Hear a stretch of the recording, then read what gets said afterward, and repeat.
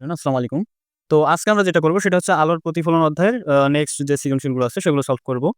তো তার আগে আমরা আ এর আগের যে লেকচারটা দিছিলাম সেখানে আমরা কি করছিলাম? সেখানে আমরা দেখা যায় যে ৩ নম্বর যে কোয়েশ্চেনটা ছিল তার গ নম্বর করছি, ঘ নম্বরটা করিনি। তো এটার মেইনলি কারণ ছিল ভাই আমার ভার্সিটিতে পরীক্ষা ছিল। তো পরীক্ষার প্রেশারের কারণে দেখা যায় যে সময় পাইনি। আর সময় না পাওয়ার কারণে আ কিন্তু YouTube এর অ্যালগরিদমের কারণে যে যেন মানে বুঝতেই পারতেছো। মেইনলি YouTube এ যে দিতে হবে প্রতিদিন একটা করে এই পারপাস থেকেই মূলত দেয়া। তো তোমরা কিছু মনে কইরো না কাইন্ডলি। এটা আমি নিচে লিখেও দিছিলাম। তো যাই হোক ভাইয়া আমরা ওইটার যে ঘ নম্বর প্রশ্নটা আছে ওই ঘ নম্বরটা আমরা আজকে কি করব?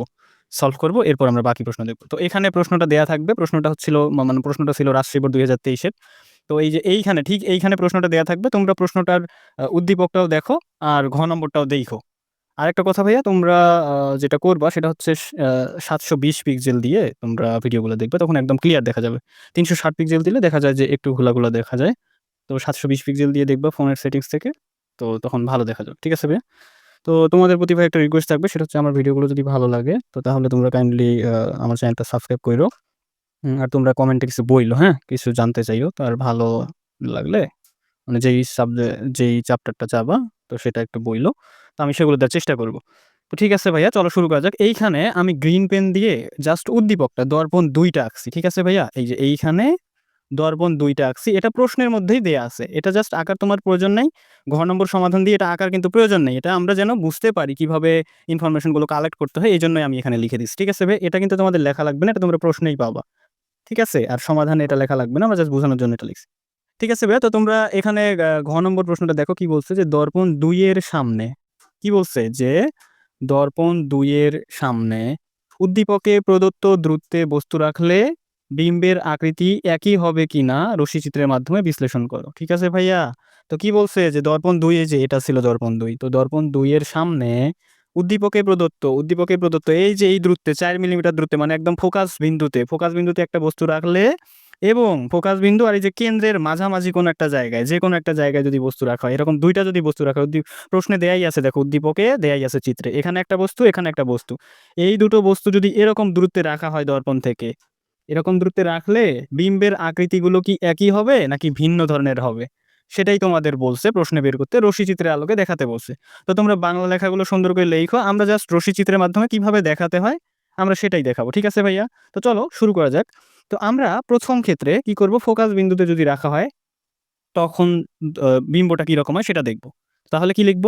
যে ১ম ক্ষেত্রে কি লিখব ভাইয়া? ১ম ক্ষেত্রে অর্থাৎ, অর্থাৎ ফোকাস বিন্দুতে বস্তু রাখলে, ফোকাস বিন্দুতে বস্তু রাখলে কি হবে ভাইয়া? আমরা সেটা একটু দেখি, হ্যাঁ? তো তাহলে আমরা চিত্রটা আঁকি। আমরা মূলত তোমাদের এই চিত্রগুলো এঁকে দেখাতে হবে। ফোকাস বিন্দুতে এই যে এইখানে বস্তুটা রাখলে চিত্র কিরকম হয়, আর এইখানে বস্তুটা রাখলে চিত্র কিরকম হয়, আমাদের মেইনলি সেটাই দেখা লাগবে। দুটো চিত্র এঁকে দিলে তাহলেই হবে। কিন্তু তোমরা একটু বাংলা একটু সুন্দর করে সৃজনশীলে যেরকম করে লেখা লাগে সেগুলো লেইখো, হ্যাঁ? সেগুলো তোমরা লিখতে পারবা। চিত্রটা আমরা এঁকে দেখি যে কেমন হয়। তো আমরা একটা চিত্র আঁকলাম। এগুলো কিন্তু তোমাকে আঁকা লাগবে। ঠিক আছে ভাইয়া? এগুলো তোমাকে তোমাদের সৃজনশীল প্রশ্নে আঁকা লাগবে। ওকে ভাইয়া? ওকে। তো আমরা একটা কি আঁকলাম? আমরা একটা উত্তল দর্পণ আঁকলাম। ঠিক আছে? তো উত্তল দর্পণটা কিভাবে আঁকতে হয়? এই যে এটা কি হয়? এটা অক্ষরেখা, তাই না? ওকে। এই অক্ষরেখার মধ্যে এই যে এটা হচ্ছে তোমাদের ফোকাস পয়েন্ট। ঠিক আছে? এটা কি? এটা হচ্ছে কি? এটা কি বলো? মেরুবিন্দু। ঠিক আছে? এটা P উদ্দীপকে দেয়াই আছে এগুলো। এটা কি? এটা হচ্ছে সেন্টার। তো এই পাশে তাহলে কি হবে? সেইম দূরত্বে। এই যে এখানে ফোকাস পয়েন্ট হবে, আর এই যে এখানে সেন্টার হবে, তাই না? সেইম দূরত্বে হবে। তো আমাদের তাহলে কি করতে হবে ১ম এ? আমাদের যেটা করতে হবে এই যে এইখানের বস্তুটার ক্ষেত্রে দেখা লাগবে। ফোকাস পয়েন্টে যদি বস্তু রাখি একটা তাহলে কি হবে? মনে করো আমরা এই ফোকাস পয়েন্টে একটা বস্তু রাখলাম। ঠিক আছে ভাইয়া? ওকে। আমরা রাখলাম একটা বস্তু কিন্তু। ওকে, রাখা হলো। ঠিক আছে, রাখলাম। রাখলে তাহলে চিত্রটা কি হবে ভাইয়া? চিত্রটা আমরা কি জানছিলাম? আমরা ২ টো রুলস জানছিলাম। ২ টো রুলস কি? যে কোনো বস্তু থেকে আলোক রশ্মি প্রতিফলিত হয়ে কেন্দ্র বরাবর যদি প্রতিফলিত হয়, আলোক রশ্মি যদি কেন্দ্র বরাবর প্রতিফলিত হয়, তাহলে সেটি যেদিক থেকে এসেছে সেদিকেই ফিরে যাবে।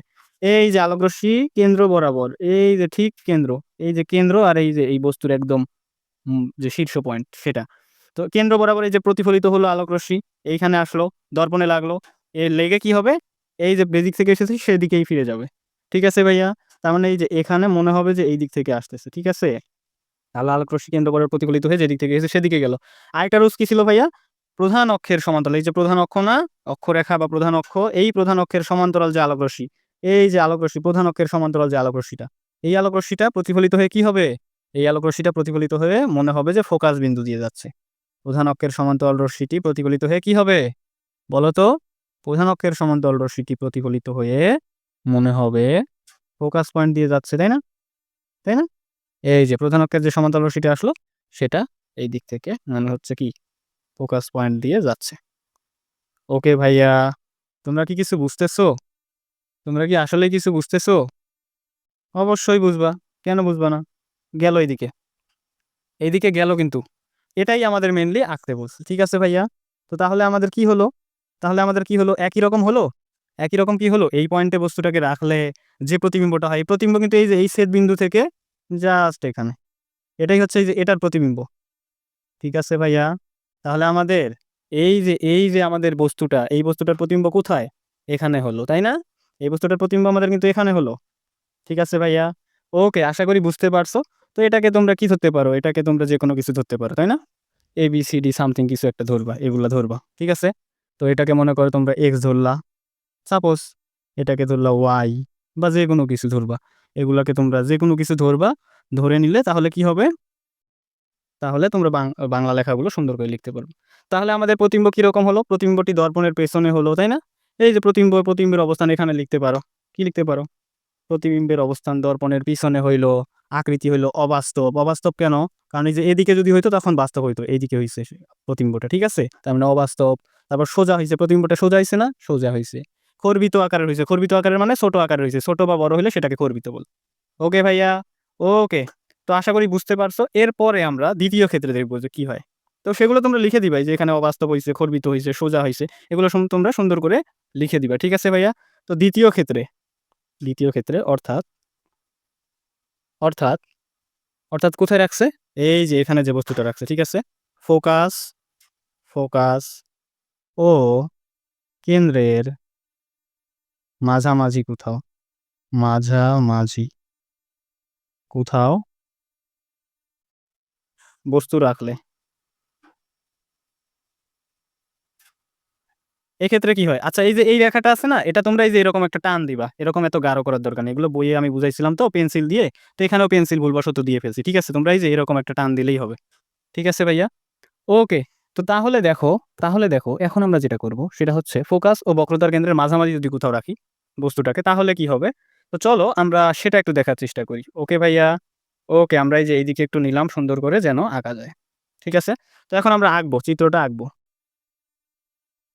নিলাম। ওকে। এটা কি নিয়ে কোনো সমস্যা আছে? নো, কোনো ধরনের সমস্যা নেই। ঠিক আছে? তো তাহলে আমরা আঁকলাম। আবার আঁকতেছি। এবার আমরা কি করব? এর আগের বার আমরা কি করছিলাম? এর আগের বার আমরা ফোকাস পয়েন্টে রাখছিলাম। এবার আমরা কি করব? এবার আমরা ফোকাস পয়েন্ট এবং কেন্দ্রের মাঝামাঝি কোথাও রাখবো। তখন দেখি কি হয় চিত্রটা। ঠিক আছে? ওই যে উদ্দীপকে বলছে একই হবে কিনা, সেটাই আমরা যাচাই করে দেখতেছি। ওকে ভাইয়া? ওকে, তাহলে এখানে কি ছিল? এখানে পি ছিল। এখানে কি ছিল?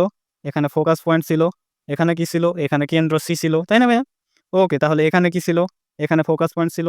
এখানে কেন্দ্র ছিল। তো তাহলে আমাদের যে বস্তুটা, সেই বস্তুটা কোথায় এখন নিতে হবে? এই এখানে নিতে হবে। আচ্ছা, এইবার আমরা একটা দাগ দিয়ে দিই। প্রশ্নে যেহেতু একটা দাগ দেয়া আছে, তো এইবারও আমরা কি দিব ভাইয়া? এইবারও আমরা একটা দাগই দিব। কারণ প্রশ্নে এই যে এটা কিন্তু এটা না। আমরা একটা দাগই দিব। ঠিক আছে ভাইয়া? ওকে, একটা দাগ দিলাম। তো এইবার কি ওই রুলস একই। রুলস কি? রুলস একই। ১ম এ কি হবে? ১ম এ যে কোন বস্তু থেকে যে কেন্দ্র বরাবর আলোক রশ্মি প্রতিফলিত হয়ে যেদিক থেকে এসেছে ঠিক সেদিক দিয়েই ফিরে যায়। তাহলে এই যে কেন্দ্র বরাবর আলোক রশ্মি প্রতিফলিত হলো। ঠিক হলো? এই যে এখানে আয়নাতে লেগে যেদিক থেকে এসেছে সেদিকেই ফিরে গেল। ঠিক আছে ভাইয়া? ওকে, যেদিক থেকে এসেছে সেদিকেই ফিরে গেল। এরপর ২ নম্বর রুলস ছিল কি? ২ নম্বর রুলস ছিল যে আলোক রশ্মি যদি প্রধান অক্ষের সমান্তরাল যে আলোক রশ্মি আছে, এই যে প্রধান অক্ষের সমান্তরাল, এই রশ্মিটি কি হয়? ফোকাস পয়েন্ট দিয়ে যায়। কি দিয়ে যায় ভাইয়া? এই যে ফোকাস পয়েন্ট। কি দিয়ে গেল? এই যে দেখো। প্রধান অক্ষের সমান্তরাল যে আলোক রশ্মি, সেটা প্রতিফলিত হয়ে ফোকাস পয়েন্ট। এই যে প্রধান অক্ষের সমান্তরাল রশ্মি আসলো, এটা প্রতিফলিত হয়ে কি হলো ভাইয়া? ফোকাস পয়েন্ট দিয়ে গেল। গেল। ওকে। আমাদের তাহলে চিত্রটা কোথায় হবে? চিত্রটা এই যে ঠিক এইখানে হবে, ছেদ বিন্দুতে। ওকে ভাইয়া। ওকে, তাহলে তোমরা এগুলাকে কি লিখতে পারো? এই যে তখনকার মতো এগুলা x পয়েন্ট এটা লিখলা, y পয়েন্ট লিখলা, যেন এগুলা তোমরা সুন্দর করে বলতে পারো। ঠিক আছে ভাইয়া? ওকে। তো এখন দেখো চিত্রটা কি হইছে? এখনো চিত্রটা কিন্তু দর্পণের পেছনেই হইছে। মানে চিত্র বিম্বটা, এই যে এখানে বস্তুটা দর্পণের এপাশে হওয়ার কথা না হয়ে এপাশে হইছে। কারণ এটা হলো বৈশিষ্ট্য এর, ঠিক আছে? এই ক্ষেত্রে এটা বৈশিষ্ট্য এরকম। দর্পণের পিছনে হইছে, অবাস্তব হইছে। কারণ বাস্তব যখন কখন হবে? যখন প্রকৃত বস্তু যে পাশে আছে সে পাশে যদি বিম্বটাও থাকে তখন বাস্তব সেটাকে বলবে। তা সোজা হইছে, বাঁকা হয়নি। বাঁকাই যে এইদিকে যখন হইতো উল্টা হইতো, ঠিক আছে? তারপর খর্বিত হইছে, যেটা আকার তার থেকে ছোট আকার অনেক হইছে।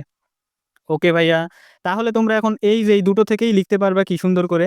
যে সুন্দর করে শেষের দিকে কি লিখে দিতে পারবা? যে দর্পণের সামনে উদ্দীপকের প্রদত্ত বস্তু, বুঝো নাই? মানে দর্পণ ২ এর সামনে উদ্দীপকের প্রদত্ত যে দূরত্ব আছে, এই দূরত্বে যদি বস্তুগুলো রাখা হয় তাহলে বিম্বের আকৃতি একই হবে না। দেখো ছোট হইছে, এটাও ছোট হইছে, এটাও ছোট হইছে, একই রকম হয় নাই। ঠিক আছে ভাইয়া? ওকে, আশা করি বুঝছো। ১ম কয়েকটা সৃজনশীল একটু বুঝতে দেরি হবে। ঠিক আছে?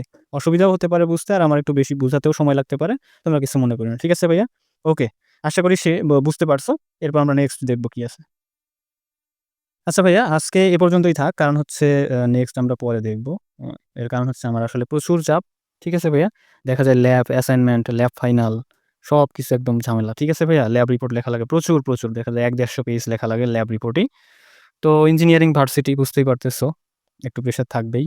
তো তোমরা যখন ইঞ্জিনিয়ারিং ভার্সিটিতে কোথাও পড়বা, বুয়েট বা রুয়েট যেখানেই হোক না কেন, চুয়েট, কুয়েট যেখানেই হোক না কেন, তো তোমরা পড়লে বুঝতে পারবা যে আসলে প্রেশার কিরকম। যাই হোক ভাইয়া, তো আজকে আপাতত এতটুকুই। আমরা নেক্সট দিন আমরা বাকি সৃজনশীলগুলো করব। ওকে ভাইয়া? ঠিক আছে। তো তোমাদের প্রতি একটা রিকোয়েস্ট থাকবে, চ্যানেলটা একটু কাইন্ডলি সাবস্ক্রাইব কইরো ভাইয়া। হ্যাঁ? ওকে। আল্লাহ হাফেজ।